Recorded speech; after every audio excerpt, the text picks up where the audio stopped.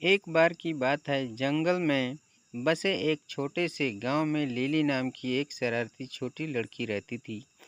उसे अपने परिवार और दोस्तों के साथ मजाक करने के अलावा और कुछ पसंद नहीं था।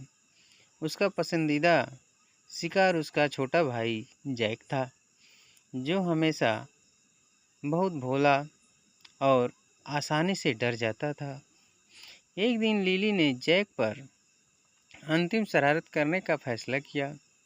उसने सुना था कि एक प्रेत बाधित घर जंगल में स्थित था और उसने जैक को वहां ले जाने का फैसला किया। जैक भूतों से डरता था, इसलिए लिली जानती थी कि यह उसे बेवकूफ़ी से डराने का सही मौका होगा। भाई बहन अपने साहसिक कार्य पर निकल पड़े। घने जंगल में लंबी पैदल यात्रा करते हुए, जब तक कि वे अंत में प्रेत बाधित घर में नहीं आए। घर पुराना और जीर्ण शीर्ण था, जिसमें लकड़ी के फर्श और दीवारों पर मकड़ी के जाले थे।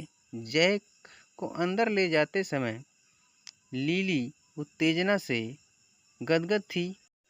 जैसे ही उन्होंने घर में कदम रखा, अजीब चीजें होने लगी।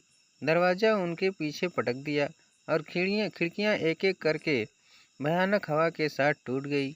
लिली जानती थी कि यह सब शरारत का हिस्सा था, लेकिन जैक पूरी तरह से डर गया था।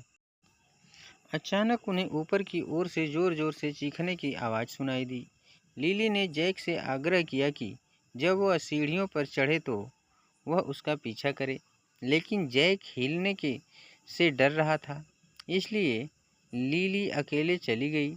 जैक को अकेला छोड़कर और नीचे कांपते हुए जैसे ही लिली सीढ़ियों के शीर्ष पर पहुंची, उसने दालान में दुबकी हुई एक छायादार आकृति देखी। वह एक बेहतर नज़र पाने की कोशिश में करीब और करीब आती गई, जब अचानक वह आकृति बाहर निकली और उस पर चिल्लाई। लिली चौंक गई, लेकिन उसे जल्दी ही एहसास हुआ कि यह सिर्फ उसका दोस्त टिम्मी था, जो जैक पर एक मजाक खेलने आया था। उन दोनों ने ठहाके लगाए और जैक को भी डराने की योजना बनाई। वे वापस नीचे चले गए, जहां जैक अब भी डर से कांप रहा था। लिली और टिम्मी ने भूतिया शो करना शुरू कर दिया और अचानक एक चादर दीवार से उड़कर गई, जिससे उसके पीछे एक भूतिया आकृति दिखाई दे रही थी। जैक चिल्लाया और घर से बाहर भागा। लिली और टिम्मी के पीछे पीछे पीछा करते हुए, हंसते हुए और अपने सफल शरारत के लिए एक दूसरे को हाई फाई कहते हुए जैसे ही वे घर वापस आए, लिली अपने भाई को इतनी बुरी तरह से डांटने के लिए खुद को थोड़ी दोषी महसूस करने से रोक नहीं सकी। उसने खुद से वादा किया कि वह अतिरिक्त अच्छा बनकर और किसी कभी उसके साथ मजाक नहीं करेगी। उस दिन से लिली को मजाक की रानी के रूप में जाना जाने लगा, लेकिन उसने हमेशा यह सुनिश्चित किया कि वह इसे कभी भी बहुत दूर न ले जाए और हमेशा दूसरे लोगों की भावनाओं का ध्यान रखे। और जैक के लिए, खैर, वह भूतों के अपने डर से पूरी तरह से मुक्त नहीं हुआ, लेकिन उसने कभी कभी एक अच्छे शरारत की सराहना करना सीख लिया।